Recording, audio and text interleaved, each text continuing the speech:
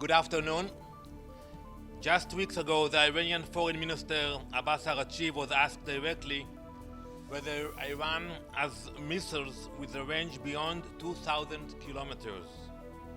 He looked the world in the eye and said, and I quote him directly, "We don't have those. We have intentionally kept the range of our missiles below 2,000 kilometers, so we don't have that capability. And we don't want to do that because we don't have any hostility against the United States people or Europeans whatsoever." That is what he told the world.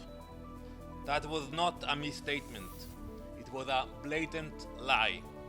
Because over the weekend, the Iranian regime launched missiles nearly 4,000 kilometers toward Diego Garcia, a remote island in the Indian Ocean that hosts a major joint US-UK military base. You can look at the map. You can see the range of the Iranian ballistic missiles today.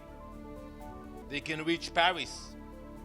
It reaches London, Athens, Copenhagen, Riga. It reaches deep into Europe, 4,000 kilometers. Double the range they claimed. And if it has doubled once, it can double again, from 4,000 to 8,000 kilometers. That would make it capable of striking the heart of the US. This is not just another attack. It is proof. It shows the regime that has developed a far longer range capabilities than many were willing to admit. And it shows something even more dangerous, a leadership that is no longer interested in hiding it. So let me be clear about it. This is not a speculation. Those are facts.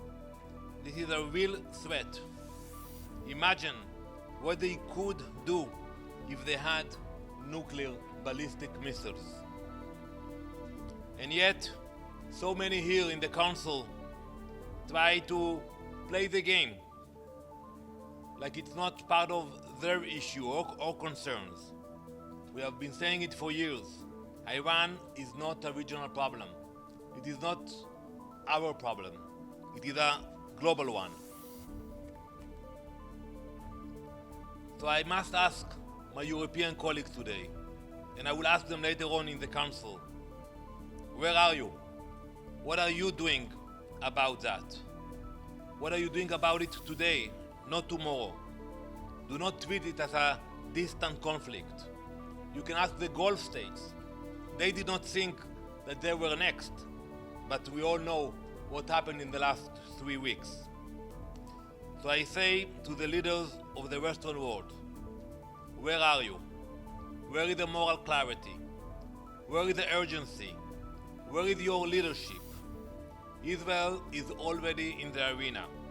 This is your moment to step up, to recognize the common enemy, to act now before it's too late for your people, to act with unity, with resolve and clarity. Thank you. Thank you, Ambassador. It's Pamela Falk from U.S. News and World Report.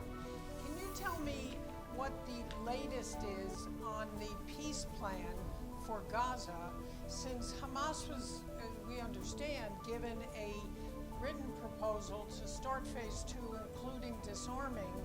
Have they responded? What is the latest on that? First, we support the Board of Peace. We support the 20-point plan of President Trump, and we collaborate with the initiative. Hamas must be disarmed before anything else. There are a lot of ideas, good ideas about rebuilding Gaza, humanitarian projects. We support them, but nothing can start before disarmament of Hamas. And I hope that Hamas will understand it. They should look at what happened in other parts of Gaza and learn the lessons from that. And has the leadership responded in any way? I'm not aware of that. Thank you very much, Mr. Ambassador. Edith Lederer from the Associated Press. There are reports of possible talks in Pakistan later this week between Iran and the United States.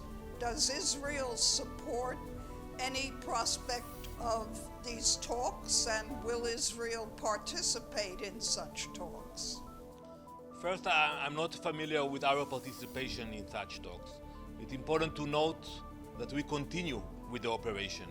As we speak, Israel and the US, we continue to target military targets in Iran, and we will continue to do that. Now, when you speak about negotiations, we know that at the end of any operation or conflict, you have to go to diplomacy. And we will make sure that the outcome will be that Iran will not have the nuclear capability, will not have the ballistic missiles capabilities, and that we will achieve the goals that we put forward only a month ago. How far do you think Israel and the United States are from achieving those goals? I think we accomplished a lot. I'm not sure that the Iranians realize that, but we accomplished a lot. We have weakened the regime, but we have to make sure that we don't create the condition for them to go back for where they were. We want to create a different reality on the ground. Ambassador Adla Massoud, the National. Regarding Lebanon, yesterday your finance minister called for the effective annexation of southern Lebanon. Is this something that the Israeli government supports, or do you reject this position? I don't think we have a position of annexation in Lebanon. I would say more than that. We don't have an interest to be in Lebanon. Today we have very limited forces next to the border. We have no choice. We just heard the news about our Iranian missile that flew to Beirut. So our goal is to make peace with Lebanon. But for that to happen, the Lebanese government must take control of the region, push Hezbollah, that is south of the Litani, and respect Resolution 1701. Thank you, Ambassador Abdel Hamid Sayam from the Arabic Quds Al-Arabic. Sir, everyone knows that Israel is a nuclear power. If you say no, Fa'nunu, who fled Israel to London, and he gave that important interview with the Times of London, and he was kidnapped back to Israel and was arrested for 18 years. Why Israel has the right to acquire nuclear weapons, but no other Middle Eastern countries has that same right?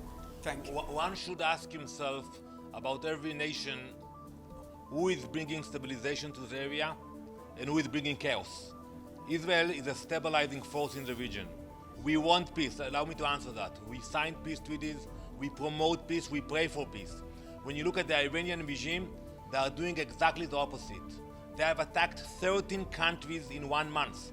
You know, Israel exists for 77 years. We never had war with 13 countries combined. So today you understand that Iran is the problem for instability and Israel is a source for peace and stability. Thank you. Question about nuclear capability. I did.